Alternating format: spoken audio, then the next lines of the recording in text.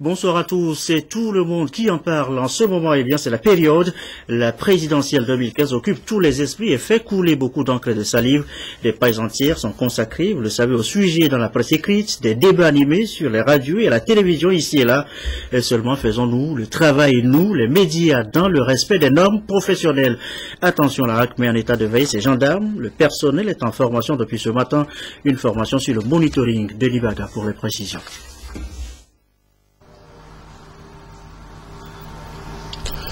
Le journal de la télévision togolaise, scruté soigneusement par un moniteur de la HAC.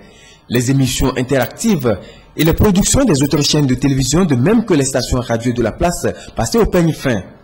La haute autorité de l'audiovisuel et de la communication suit en temps réel toutes les émissions diffusées par les organes audiovisuels et les articles publiés par la presse écrite togolaise.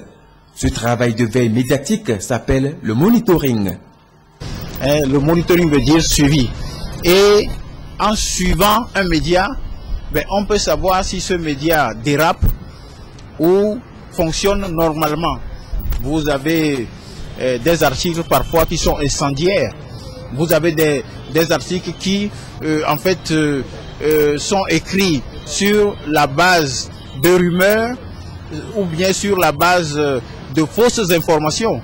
Mais donc, à ce niveau-là, il faudrait effectivement que celui qui lit cet article puisse dire « Ah non, attention, cet article est mal écrit ». Nous avons ce que nous appelons les antennes régionales ou des antennes locales.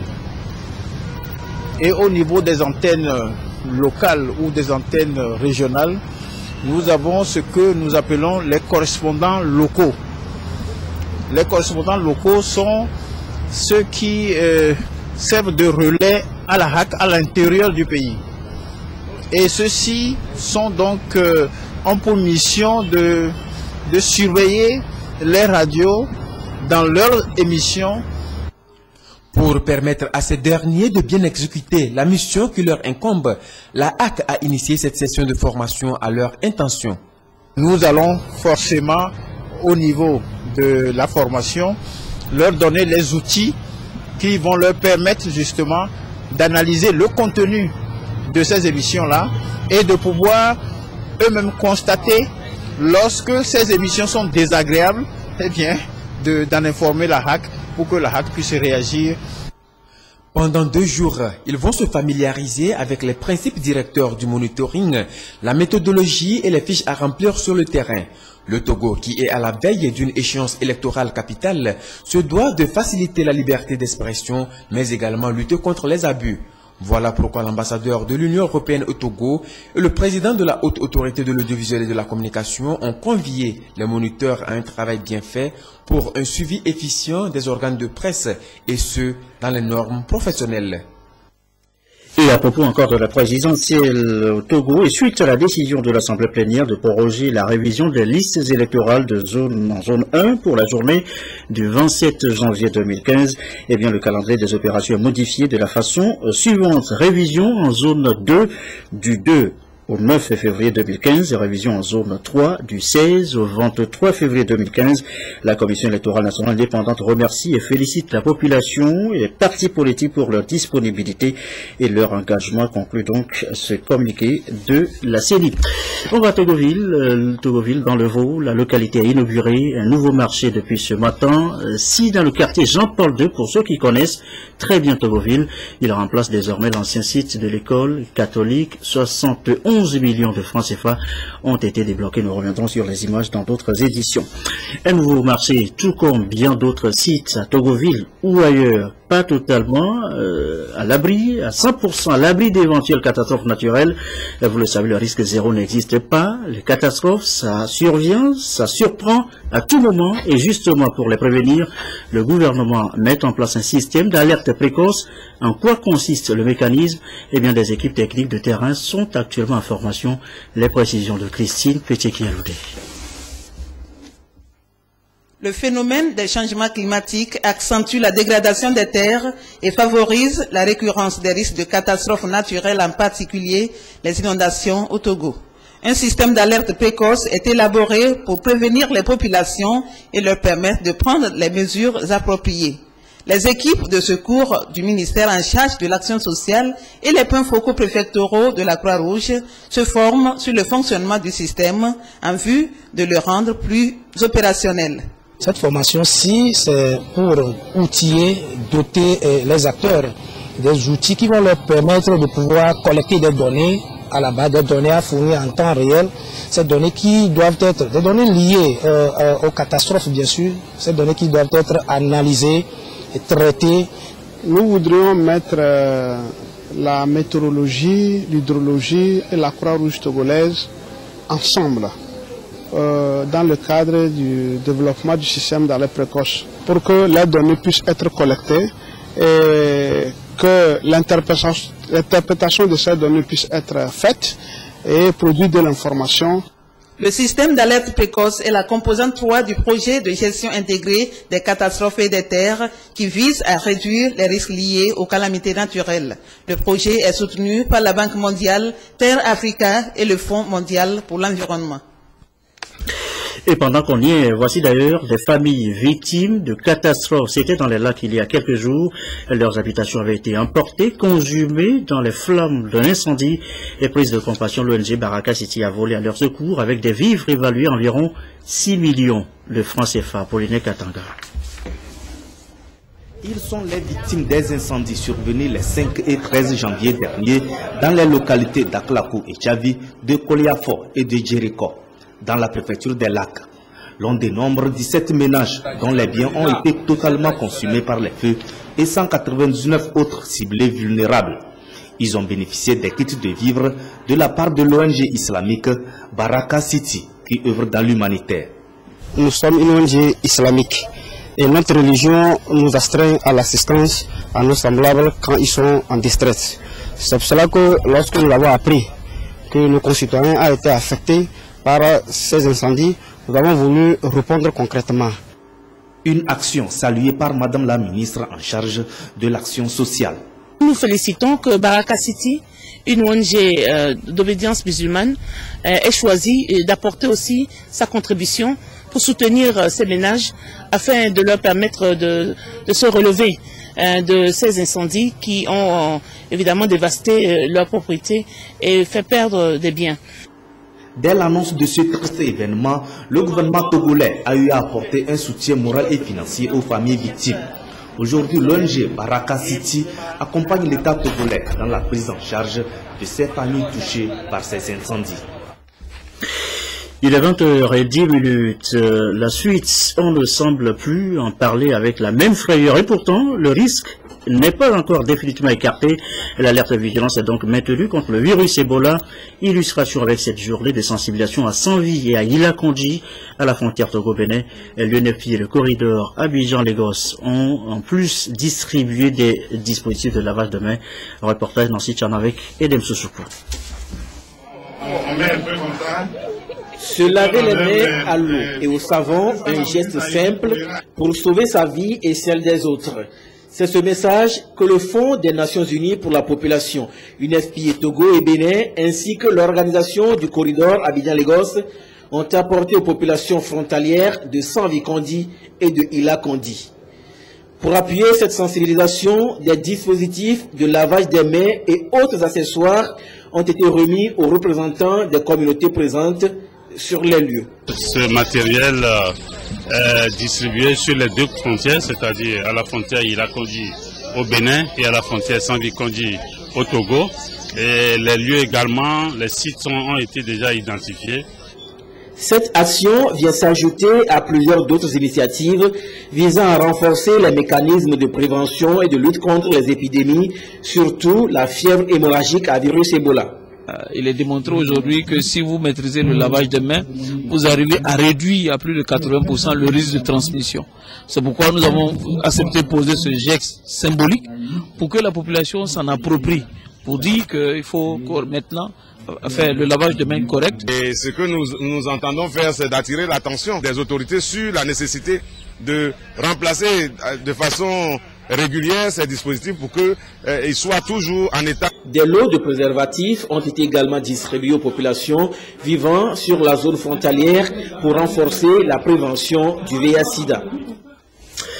Autre campagne à signaler, celle en cours dans la région du Togo, une campagne en faveur d'un accès équitable aux emplois publics comme privés.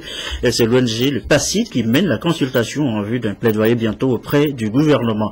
Les précisions sur l'étape de Kara, Nestor Moujoué, notre bureau sur place. Les recommandations 23, 30 et 31 de la Commission vérité, justice et réconciliation se focalisent sur le sujet de l'accès aux emplois publics et privés au Togo. Selon la CVJR, l'accès aux emplois n'est pas équitable.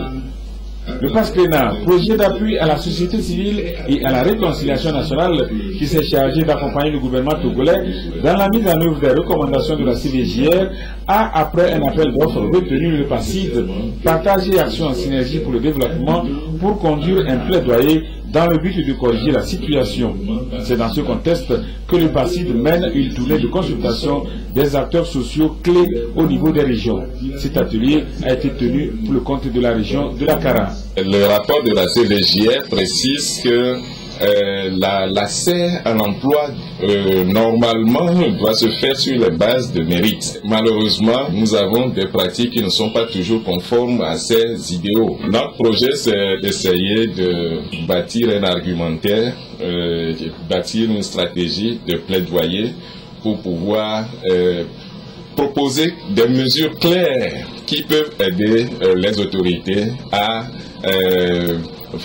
favoriser un accès équitable et inclusif à l'emploi dans notre pays. Le projet s'intègre aussi dans la SCAP.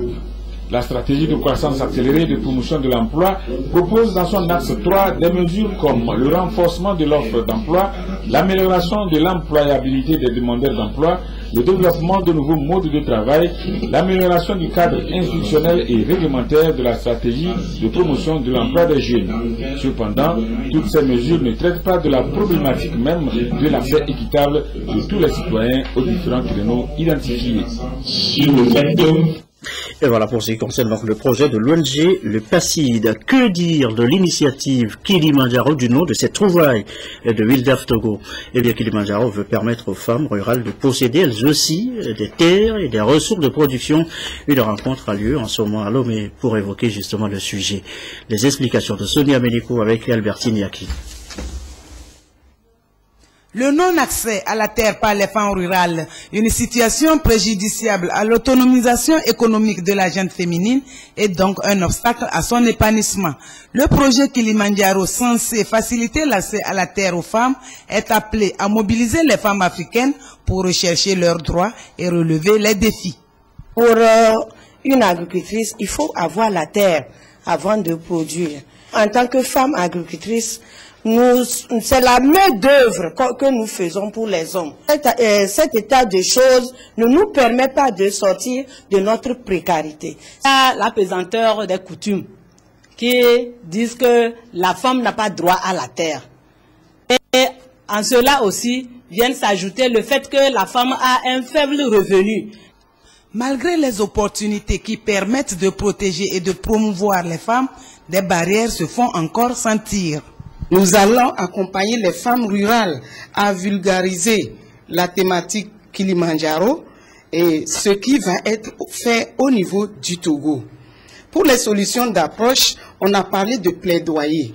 Les femmes rurales de l'Afrique vont faire entendre leur voix à tous les dirigeants africains que la terre est une ressource de production et qu'elles aussi ont droit d'accéder à la terre. La vulgarisation des textes juridiques portant sur la sensibilisation, l'information, la communication et l'éducation constituent des solutions alternatives pour la mise en œuvre du projet Kilimandjaro, un projet qui promeut l'accès des femmes à la terre. À propos de femmes, voici une femme arrivée à Lomé ce matin à bord d'un vol à Sky.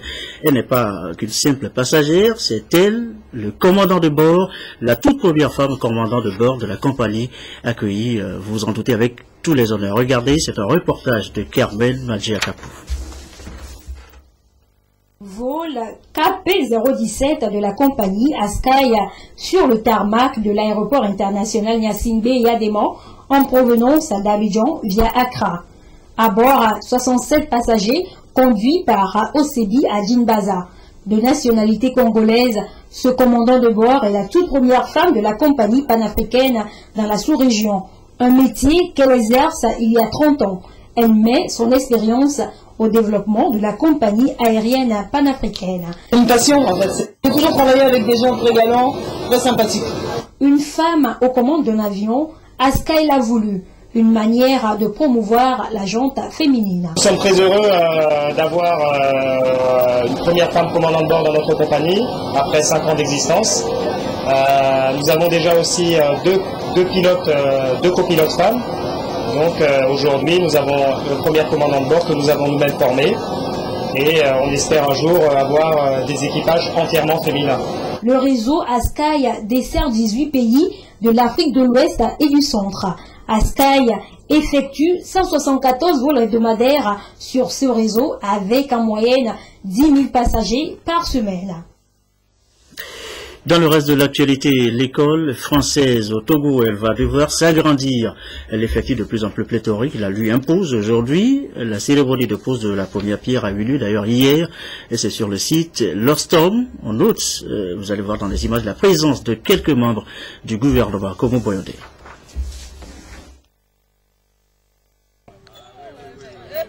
Ce cérémonial constitue le début des travaux de construction d'une nouvelle école élémentaire et l'extension de l'école maternelle. Une nécessité pour faire face aux effectifs de plus en plus importants. Ce nouveau projet permettra de disposer de 7 classes en maternelle et 15 classes en élémentaire contre 12 actuellement, une nouvelle salle de motricité, une BCD plus spacieuse, un bâtiment administratif, un bâtiment technique, une infirmerie et un plateau sportif. Je me réjouis beaucoup profondément que la France, le Togo, soient réunis dans un projet pareil. Parce que cet outil a 2 vocations. Il a une vocation nationale, puisqu'il va accueillir des élèves français, mais il a surtout une vocation d'ouverture au Togo et au monde, comme le Togo lui-même d'ailleurs, puisqu'il accueille déjà 25% de jeunes Togolais et 25% d'enfants d'autres nationalités. La réalisation de l'œuvre est à la charge de la société Centro. Celle-ci a promis 19 mois pour finir les travaux. Le CACIT, le collectif des associations contre l'impunité au Togo, était devant la presse ce matin à Lomé. Et de quoi on parler précisément? Et voici le compte-rendu de Kwasiglé avec Edem Sousoupo. Dit que 9 personnes ont été tuées par balle mardi. Parmi les victimes, 5 étrangers dont un Français, un pilote travaillant pour le compte d'une entreprise libyenne. L'attaque a commencé le matin par l'explosion d'une voiture piégée devant l'établissement, puis s'est terminée dans l'après-midi par la mort des 3 assaillants qui ont déclenché leur ceinture d'explosifs alors qu'ils étaient retranchés au 24e étage de l'hôtel Corinthia. L'assaut a été revendiqué par la branche libyenne du groupe État islamique. Il visait vraisemblablement le chef du gouvernement autoproclamé de Libye dans l'hôtel et qui est sorti indemne. Depuis la chute de Kadhafi en 2011, le chaos règne en Libye. Les autorités de transition n'ont pas réussi à s'imposer. Tripoli est contrôlé par une coalition de milices. Quant au gouvernement reconnu par la communauté internationale, il a été chassé de la capitale et s'est réfugié dans l'est de la Libye. Voilà, nous vous annoncions la conférence de presse du CACIT. Nous avions plutôt suivi en lieu et place ce coup d'éclat de l'État islamiste en Libye, des djihadistes qui ont pris d'assaut, vous l'avez vu, un hôtel de luxe de Corinthia, hôtel au cœur même de Tripoli. 9 personnes ont été donc tuées. Un terrorisme de façon générale condamné ici par le collectif des associations islamistes du Togo. Et ces associations qui ont fait entendre leur voix ce mercredi lors d'un point de presse à Lomé. Emmanuel Adjaglo, Nathalie Panegui. Ni terroriste, ni Charlie, non à la violence, non à l'offense. C'est le message du collectif des associations islamiques au Togo qui, face à la presse, donne ainsi son opinion suite à l'attaque du journal français Charlie Hebdo le 7 janvier 2015 et les différents événements qui s'en ont suivi. La communauté musulmane, tout en soutenant la rédaction du journal à raison des crimes commis dans ces locaux, exprime son mécontentement par rapport au second numéro de Charlie Hebdo, publié le 13 janvier avec à la une seconde caricature du prophète Mohamed pleurant et tenant une pancarte « Je suis Charlie, tout est pardonné ». Il y a une certaine idéologie de pardon et de paix que l'islam véhicule. Alors, pourquoi aller crier vengeance au nom d'une religion dont l'idéologie est la paix et le pardon. Nous condamnons ces genres d'attentats, ces genres de violence, et par la même occasion, nous pensons qu'en matière de liberté d'expression aussi, il va falloir qu'on ait un certain dispositif pour limiter à ce qu'on n'aille pas offenser, on n'aille pas offusquer l'intimité de la foi des autres.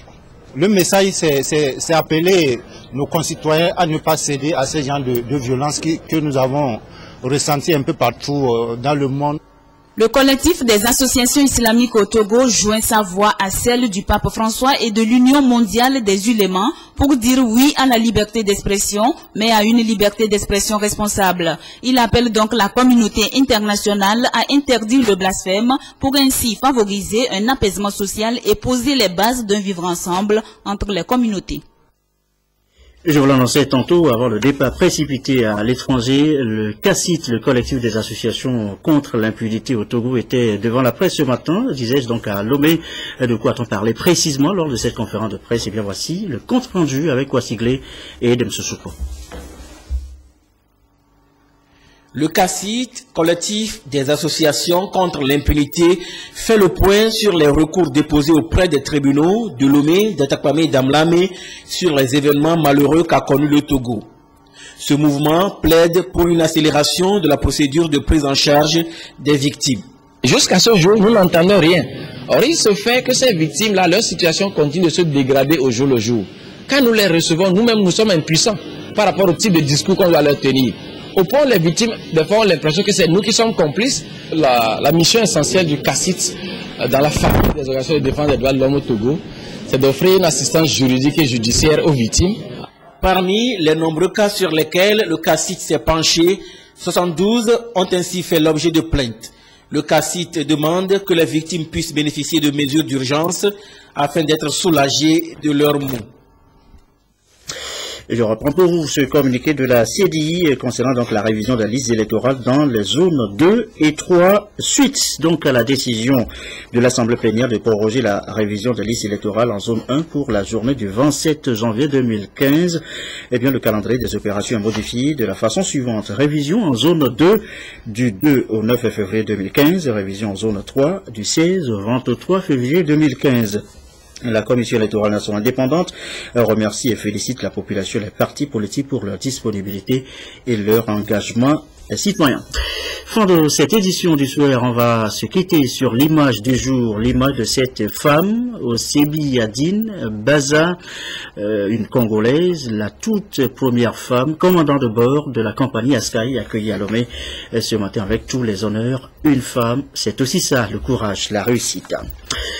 Dans un instant, la météo et Cléo Sabine Poco pour les prévisions, 21h, le magazine, le contribuable, 22h30, nos dernières infos. Isidore Koubatine, merci à vous qui nous suivez ce soir à Kara et partout ailleurs dans la Kosa, à Plaou au Ghana, sur la télévision togolaise et comme d'habitude, toujours fidèlement.